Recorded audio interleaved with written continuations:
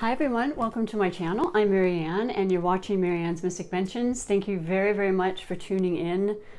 I love and appreciate your support, your subscriptions, your likes, your comments. It's really so incredibly beautiful and loving, and it makes me feel really, really awesome. And I'm also reading today for my new love series, and what I do is toss, if you're new, I toss the dice on my astrology wheel, so it's random just before I start filming.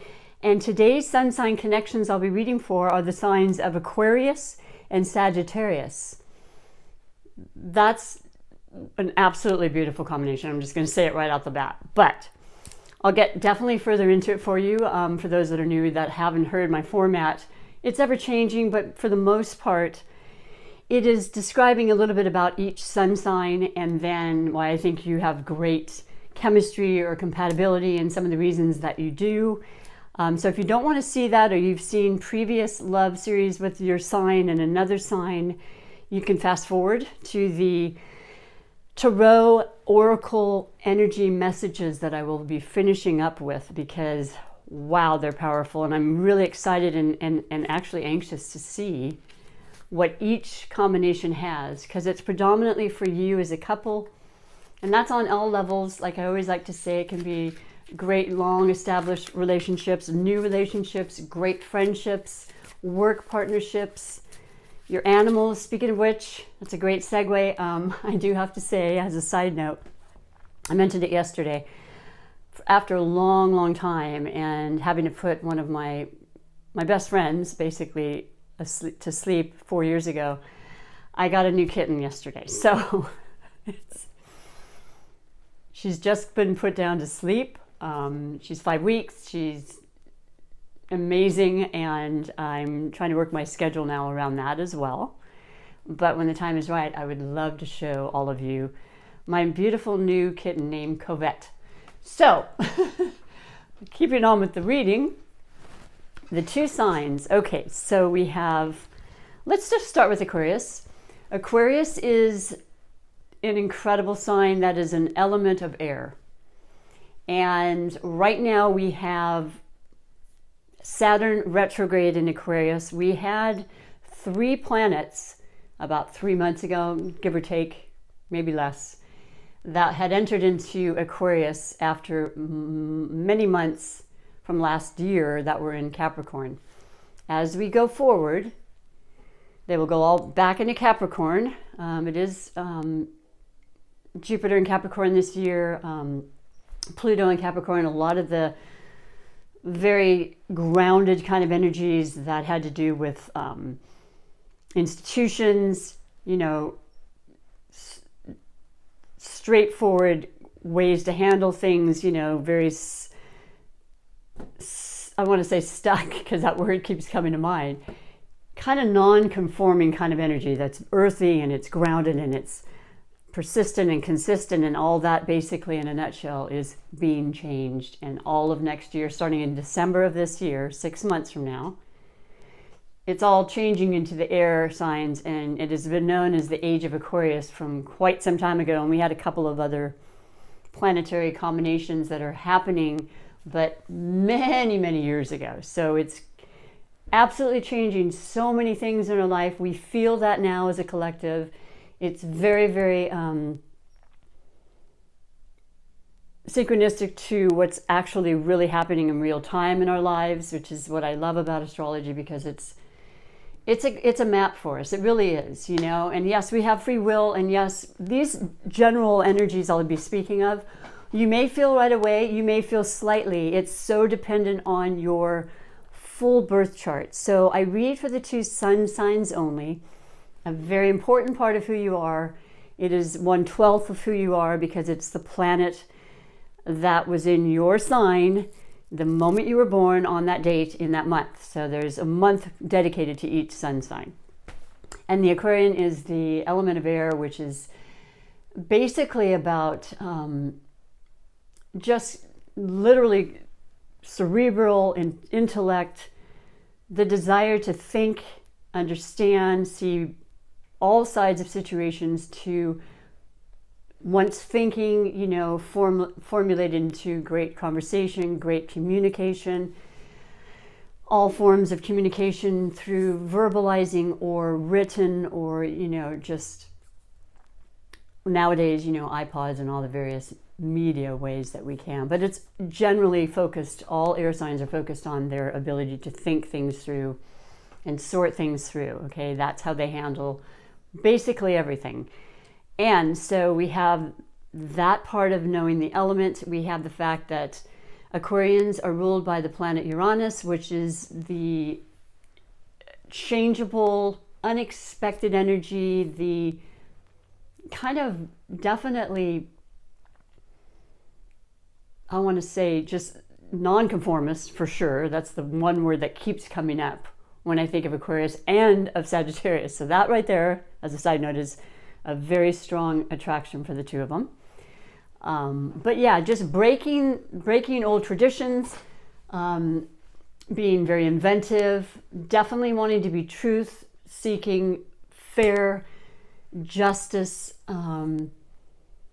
Those things really, really stimulate Aquarians. And Aquarians, as opposed to the other sister air signs, which are Libra and Gemini, are very much about groups. Like, I've always seen a lot of Aquarians in charge, you know, regional managers. You know, they work really well as being the delegators and the leaders, the group leaders. They think in large terms as far as the masses. It's not so much individual and partnerships like it is with a Libra, for example, air sign. They're very future thinking. They're scientific. You know, they love inventing things, excuse me. They are a fixed sign, meaning that they're a little bit fixed in their ideals and not really willing to waver their opinions too terribly much. You know, it could vary as well depending on the other astrological planets in their sign. But as a rule, we're sticking with the sun. So they, yeah, they're the water barrier. You know, they're just about giving. They like to give. They like to receive. They really enjoy socializing. They enjoy traveling. They enjoy new. They're really loving, good people.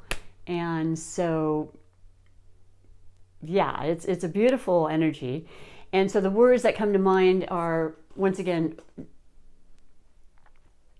public, generous, inventive, creative, changeable, determined, definitely fair-seeking, fair-minded,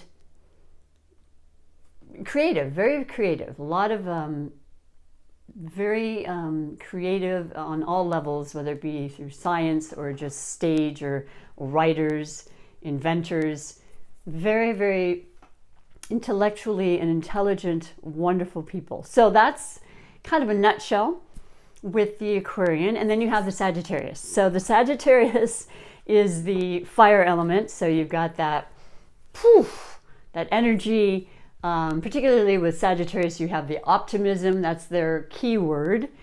And the Sagittarius is actually a mutable sign versus a fixed. So they're capable of being and adapting to a lot of circumstances, a lot of, you know, places they love to be in, a lot of places they like to see new things, they like to travel. It is half man, half horse.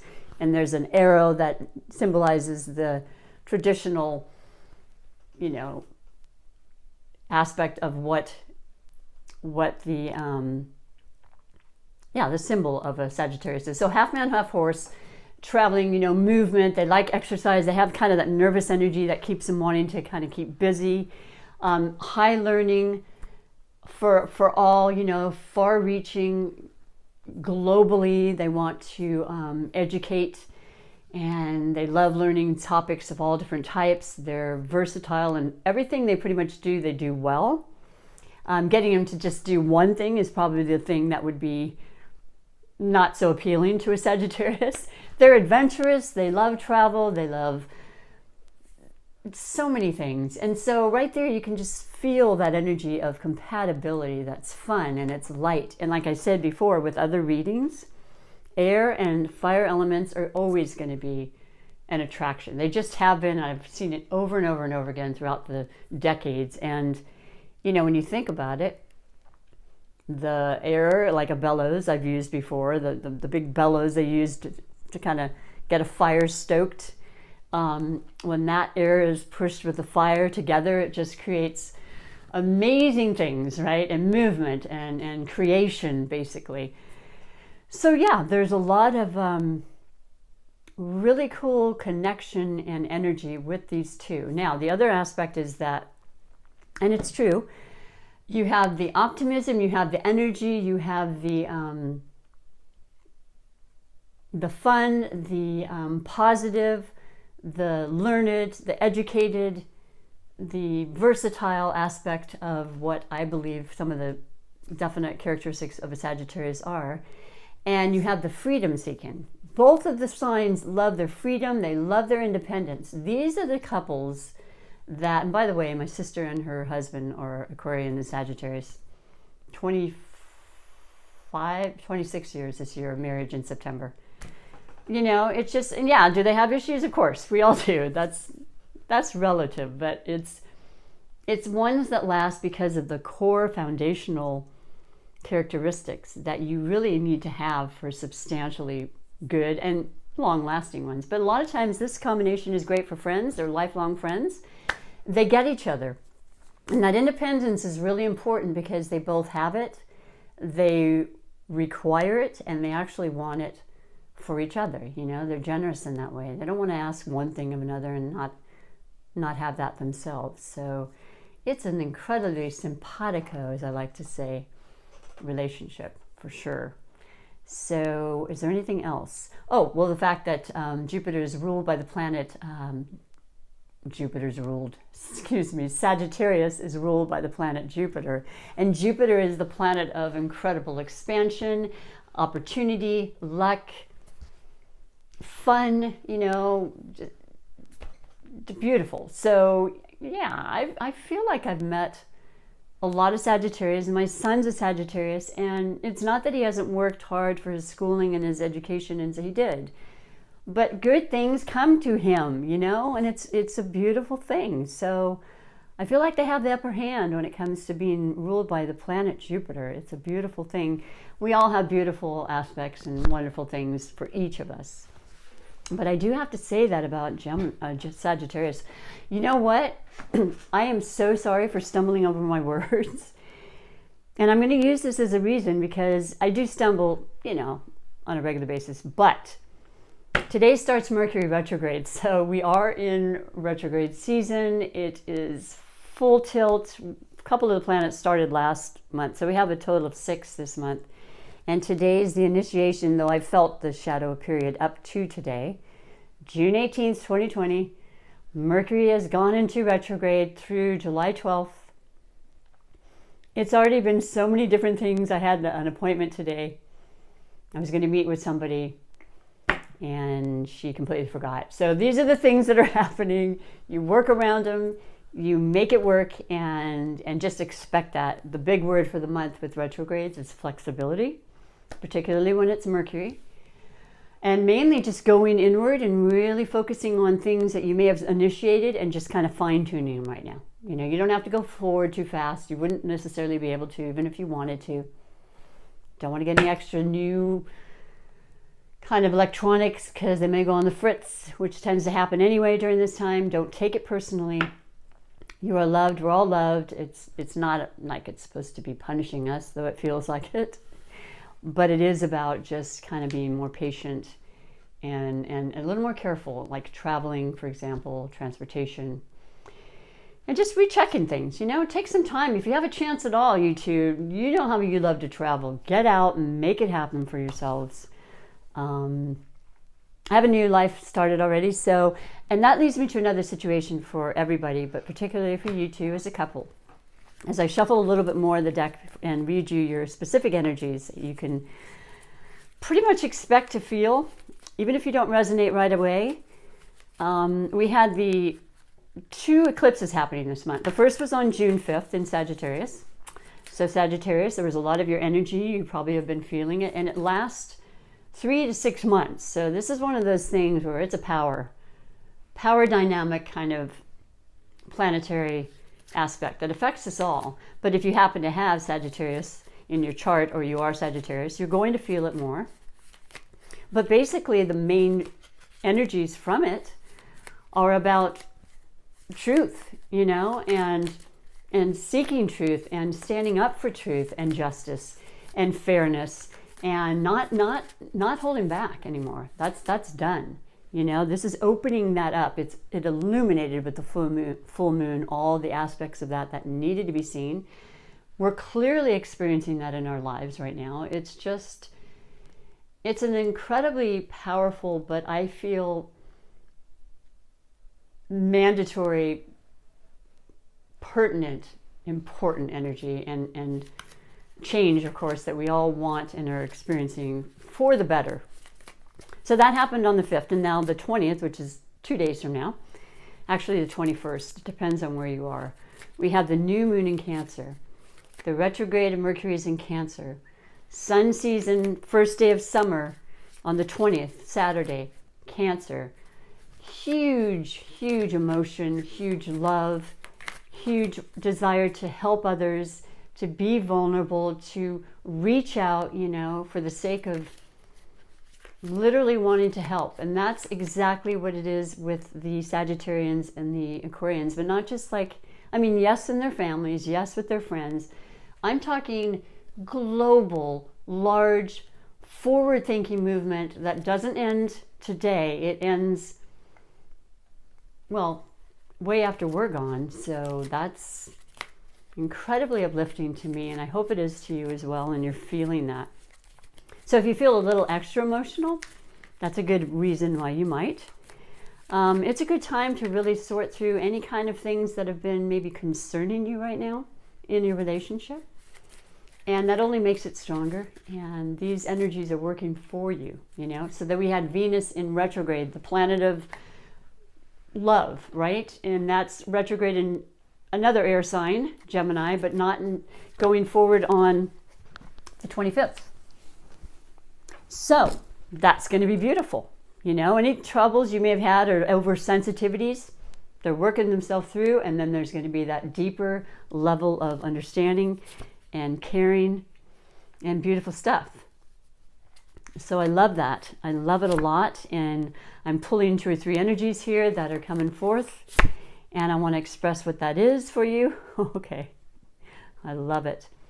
And then finish with a couple of my beautiful oracles that I like to read for you, because their messages are so deeply, I find them very moving and thought-provoking, and as a reminder of how empowered we are, how strong we are, and they're wanting to guide us, you know. So I'll do that as well. The first card you have, as far as the energies, like I said, from today and onward, actually. So whenever you watch this is perfect. First one you have is the Ace of Swords. Is that the Ace?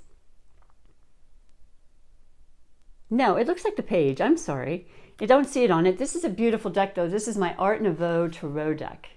I love it. It's sparkly and goldy and gold-like, and just gold reminds me of the energy of like the sun and the power that we have. But you have the Page of Swords, so well, it's the air quality. The swords represent the air quality, the thoughts, you know, our actions and how we speak to people and how we do communicate. And that'll be a little bit maybe tampered with or affected with the Mercury retrograde. As I said, it's communication, but that's okay. The pages represent messages, and they're a newer message. There's a youthfulness to this. So it could be a new message you're not necessarily aware of, or you may have just gotten it. But I can almost promise you that if there is something in the making, the new moon, certainly if not on the day, the new moon eclipse, but the preceding, let's say, week and then onward, you're going to be getting new information that's going to be about truth, about maybe money, because that can also enter into the picture when it speaks of Swords because I'm feeling and getting messages about how there is definitely legalities involved, and I feel a lot of people are questioning, where the money is, where their loans, a lot of it's coming through. It's a positive influence is what I'm trying to say, and it does represent the element of air, which is either Libra, yourself Aquarius, or Gemini. So a lot of the energy is already in that, regardless of if it's in retrograde. Retrograde also means it lessens the energy, but it's prevalent, and it can actually be better sometimes. It brings things to us that have been, stagnant or restricted. This is an upright, beautiful, straightforward, it's cutting through the confusion anymore. And you're getting clear-cut communication, anything having to do with your mind, your thinking.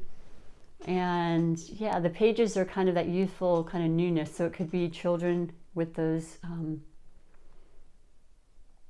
elements as well, the sun signs I mentioned. I'm not sure, but I like it a lot. So if you're waiting for information, it's on its way, and I like that for you. Or something new is transpiring for you, two of you, some idea, maybe some kind of investment you want to do. You're waiting on money. Money's coming through quite strongly. The next card you have is the Seven of Cups. And this is very interesting because the Seven of Cups is the water element. I just explained we have a whole bunch of water influence and energy happening this month. And in the next week, particularly with the three examples I gave you.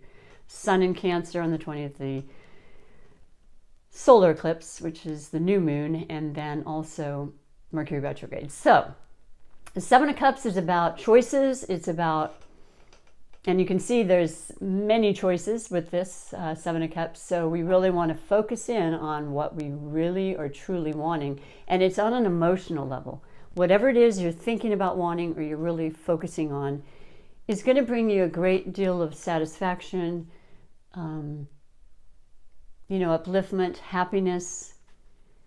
We just have to be careful. We don't want too many opportunities, too many confusing options.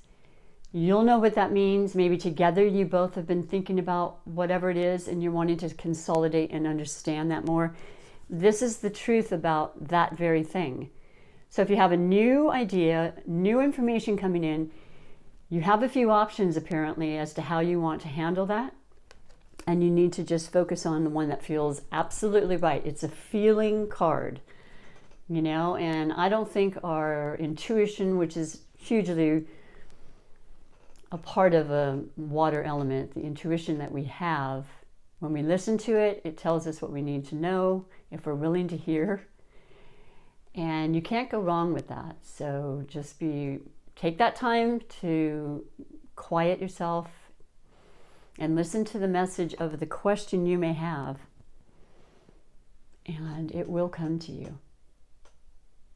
But it's beautiful. I love that energy. I think the main message with that, though, I believe, is not to get too many options going there. Just kind of focus on one, maybe two at the most. The next card is incredible because when you've made that choice that's right for you, you're going to reap the benefits. You've got the Nine of Pentacles, and this is all about wish fulfillment, satisfaction. You've got the element of earth, which is the most important, practical, fundamental things that we want. Our money, our investments, our food, where we live. Is it stable? Is it secure? Are we able to stay there? Can we afford to? The Nine is a beautiful, prosperous energy for you. So it's already been building, and the next one is 10. That's the highest you can go, other than Ace, which is different, and King. But as far as numerology, the 9 is beautiful, and it shows independence. It's like you've worked for this, you didn't just necessarily come to you. This is from hard work. It's not like the lottery winning, but who knows, That could be happening too. You do have to play, however, I'm told. So this is gorgeous. And once again, if you happen to know or you are around, a lot of people are closer together with this. It's opening up now, though, but you might be around a Capricorn, Taurus, or Virgo, predominantly right now, and it might have something to do with the money. They may be providing that for you through work, through so many avenues, so many possibilities. But I just want to put that out there for you too. You yourself may have this element in your chart. So I love that. That is very optimistic, very, very. It just feels like you're around this harvest the seeds had been planted, and now it's definitely, even through what's happening, it's been growing. You never let go. You never, chose to give up. Neither of you are quitter type elements or energies anyway. So you keep it going. And then, oh my gosh, of course we have to finish with the Tower, the major arcana. People are like, no. Well, we've already been through this. This is just, we've all experienced huge transformation in the last 3 months. Things we never really would have imagined, I would think. And in my opinion and my feeling about this and the messages I'm getting at this very moment, it's been one of the better things that could happen. It has torn apart stuff that wasn't working anyway. I'm thinking it's an idea, because when we have an epiphany, which, boy, those eclipses can bring in these amazing ideas, these amazing opportunities very quickly. They can take things away, yes. But I'm looking at the whole basic storyline. You've got this information and, important piece of the puzzle, if you will, that's coming through. And it may be new, but I'm thinking it's also the beginning of it. So then you've got the choices to, okay, how are we going to make that work? And it's saying it's going to work, and it's going to be consistent and persistent, because that's what earth quality energy does. And then you're just going to boom, it's happening. We're making this happen. So I look at this as like that aha moment. And with the energy of the Aquarian thinking and whatnot, I'm thinking it has a lot to do with that. And the interest in the Sagittarius to continue to learn and to come up with these ideas and these thoughts. Between the two of you, you two could master so many things in business and love and all of those things. You have everything it takes. And it doesn't even matter what age, especially now. So trust in that. And I love the power of that. I love the fact that, yes, changes are happening. Go for them. Make them happen even more. And with the new moon, just take it, embrace it, and love it. And, you just rebuild in life. We just keep rebuilding and transforming, and the phoenix rises, and we come out better and stronger. And I certainly wish that for you. That's always the most important thing. And I want you to have upliftment and love and encouragement. That's what I believe in. That's what makes life so much more beautiful. I mean, I don't have to be fancy about it. Beautiful and loving and caring.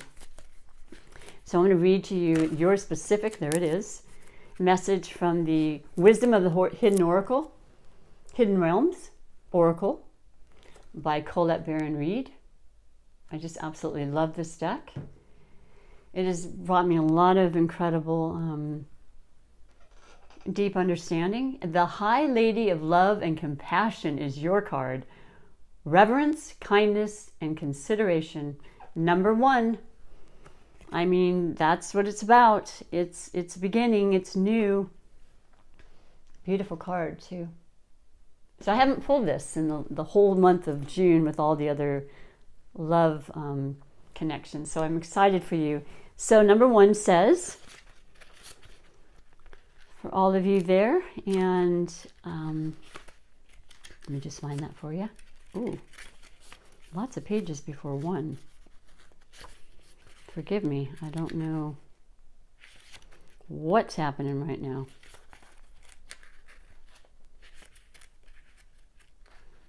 Okay. When the High Lady of Love and Compassion chooses you to be your ally, she brings you a deep and meaningful message. She reminds you that only love is real. It is the sole, unconditional, and true power behind all means of manifestation out of the unseen into the material. I wish I just said that. That's what I'm talking about. It makes perfect sense, but it's so beautifully said. Love's greatest creative power is ignited by the conscious action of compassion. Generosity of the heart, reverence, respect, and empathy for all living things brings you profound power to live a life of happiness and contentment. Love, compassion, and kindness to all must be the impulse behind your thoughts, feelings, and actions when your intention is to create a prosperous and abundant life. Unconditional love will be returned tenfold. The High Lady also reminds you that when she chooses to be your ally, she brings you evidence that you're loved. All manner of synchronicities align in your favor. If your question refers to a relationship, you're required to think of the other person and inquire what is her or his highest good. Give selflessly without asking for or expecting anything in return, and let go. What is yours will come to you. Kindness always returns somehow. You will surely receive that which you give in more ways than you can imagine. That's one of the most beautiful, beautiful messages. I butchered it a bit, but I hope you understood it and can hold that in your heart. And yeah, just go with it. That's so good for you too. And it makes sense. I mean, honestly, I feel like the two of you and just what you represent, that's how you lead your lives anyway. So you probably are resonating very well with that. And I love that. So let me finish with the Super Attractor Manifestation card. Keeping that energy of love and compassion inside of you so that you can bring that back to you, right? The law, just what goes out comes in. I choose to be a super attractor and have unwavering faith in the universe. That's so important as well. But I wish you incredible manifestations today, every single day of your life. Recognizing how blessed we are, and no matter what, and just sticking together, being strong, supportive. Wow, thank you again. If you liked what you heard, please do push the subscribe button. It means, like I said, a great deal. Either way, I'm going to come back, and hopefully you will as well. Take extremely good care. Until next time, thank you. Bye for now.